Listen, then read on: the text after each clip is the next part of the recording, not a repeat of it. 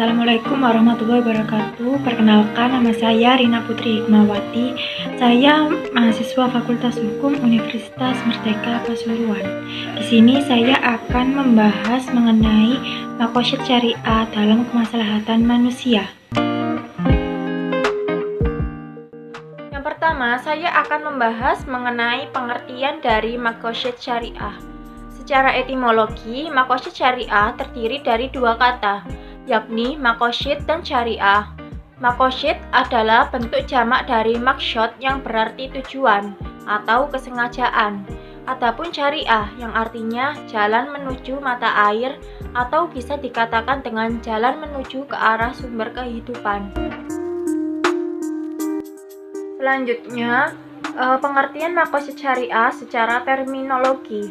Ini dikemukakan oleh beberapa ulama, antara lain yang pertama adalah Imam Al-Ghazali, mendefinisikan sebagai penjagaan terhadap maksud dan tujuan syariah adalah upaya mendasar untuk bertahan hidup, menahan faktor-faktor kerusakan, dan mendorong terjadinya kesejahteraan.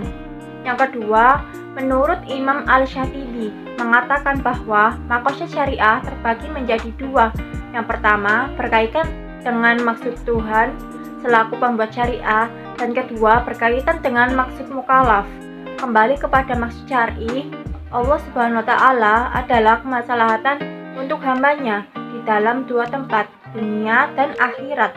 Kembali kepada maksud mukallaf, manusia adalah ketika hambanya dianjurkan untuk hidup dalam kemaslahatan di dunia dan akhirat, yaitu dengan menghindari kerusakan-kerusakan yang ada di dalam dunia. Maka dari itu, haruslah ada penjelasan antara kemaslahatan yang artinya maslahah dan kerusakan yang artinya mafsadah. Kemudian pengertian menurut Imam Al-Amidi memberikan keterangan bahwa sesungguhnya tujuan dari disyariatkannya hukum adalah untuk mencapai manfaat dan menghindari kemudaratan atau gabungan keduanya. Kemudian menurut Abdul Wahab Khalaf mengatakan bahwa tujuan umum ketika Allah Subhanahu wa Ta'ala menetapkan hukum-hukumnya adalah untuk mewujudkan kemaslahatan manusia dengan terpenuhinya kebutuhan yang daruriyah yang artinya primer, dan hajiat yang artinya sekunder, dan tahsiniyah yang artinya tersier. Selanjutnya, menurut Yusuf Al-Qaradawi mendefinisikan maqasid syariah bahwa tujuan-tujuan yang dikehendaki oleh nas-nas baik berupa perintah, larangan, serta ibadah atau yang artinya kebolehan. Tujuan itu ingin mengarahkan hukum-hukum yang bersifat juz'iyah yang artinya parsial pada seluruh aspek kehidupan mukallaf.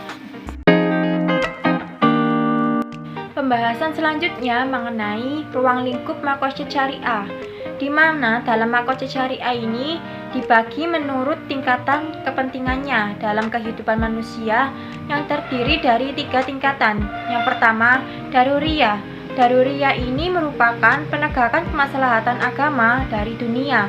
Artinya, ketika daruriyah itu hilang, maka kemaslahatan dunia dan bahkan akhirat juga akan hilang, dan munculnya kerusakan, bahkan musnahnya kehidupan. Daruriyah ini juga merupakan keadaan di mana suatu kebutuhan wajib untuk dipenuhi dengan segera. Jika dibiarkan, maka akan menimbulkan suatu bahaya yang berisiko pada rusaknya kehidupan manusia. Yang kedua, hajiyah. Hajiyah ini tahapan kedua dari maqasid syariah. Hajiyah merupakan sebagai hal-hal yang dibutuhkan untuk mewujudkan kemudahan dan menghilangkan kesulitan yang dapat menyebabkan bahaya dan ancaman, yaitu jika sesuatu yang mestinya tidak ada. Kemudian yang ketiga, tahsiniyah. Ini merupakan tahapan terakhir dari maqasid syariah. Tahsiniyah merupakan melakukan kebiasaan-kebiasaan yang baik dan menghindari yang buruk sesuai dengan apa yang diketahui oleh akal sehat. Pembahasan selanjutnya mengenai tujuan Allah Subhanahu wa Ta'ala dalam unsur-unsur pokok kehidupan untuk kemaslahatan manusia. di mana Imam Al-Ghazali menjelaskan bahwa tujuan syahwat dari makhluk itu ada 5, yaitu memelihara agama, jiwa, akal, keturunan, dan harta mereka. Nah, dari penjelasan itu dapat dipahami bahwa pada dasarnya tujuan Allah SWT itu mensyariatkannya hukum-hukumnya untuk kemaslahatan manusia dengan menjaga unsur-unsur pokok kehidupan sebagaimana yang telah disebutkan, yaitu yang pertama mengenai menjaga agama atau hifz al-din, yang merupakan agama ini merupakan seperangkat akidah, ibadah, hukum, dan undang-undang yang telah disyariatkan Allah SWT untuk mengatur hubungan manusia dengan Tuhannya dan hubungan dengan sesamanya, serta hubungan mereka dengan alam sekitarnya. Nah, mahkota syariah dalam menjaga agama ini diinduksi dari ayat-ayat Al-Quran dan Sunnah. Selanjutnya, itu menjaga jiwa atau hifz al-nafs. Hifz al-nafs atau menjaga jiwa ini merupakan memelihara hak untuk hidup secara terhormat dan memelihara jiwa agar terhindar dari tindakan penganiayaan, baik berupa pembunuhan maupun tindakan melukai. Selanjutnya yang ketiga, mengenai menjaga akal atau hifz al-aql. Hifz al-aql atau menjaga akal ini merupakan karunia dari Allah SWT yang paling berharga, sehingga manusia diwajibkan menjaganya dengan tidak mengonsumsi segala hal yang merusak akal manusia, seperti narkoba dan meminum khamar. Dan yang keempat, mengenai menjaga keturunan. Di sini atau disebut dengan hifz al-nasl. Hifz al-nasl atau menjaga keturunan ini adalah hal pokok keempat yang harus dijaga demi mewujudkan kemaslahatan bagi manusia. Menjaga keturunan adalah memelihara kelestarian jenis makhluk manusia dan membina sikap mental generasi penerus agar terhindar dari peperangan di antar manusia. Yang terakhir mengenai menjaga harta atau hifz al-mal. Hifz al-mal atau menjaga harta ini adalah salah satu tujuan pensyariatan hukum di bidang muamalah dan jinayah.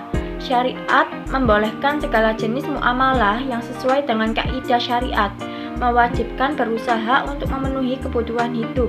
Lalu syariat menjaga harta dengan mengharamkan mencuri, menghilangkan harta orang lain, dan menyerahkan harta kepada pihak yang tidak bisa bertanggung jawab atas harta tersebut.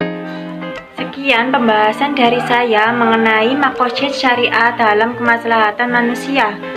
Terima kasih atas perhatiannya. Assalamualaikum warahmatullahi wabarakatuh.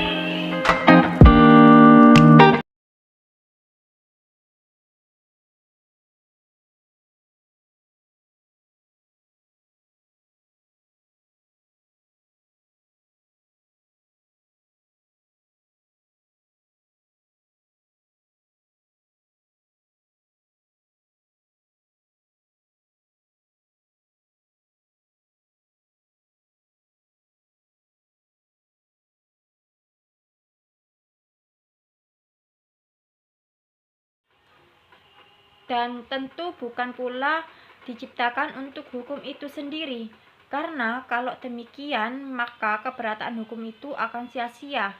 Akan tetapi hukum diciptakan untuk kehidupan manusia di dunia dan manusia mempunyai hak yang melekat pada dirinya, dan hak itu diatur dalam perundang-undangan.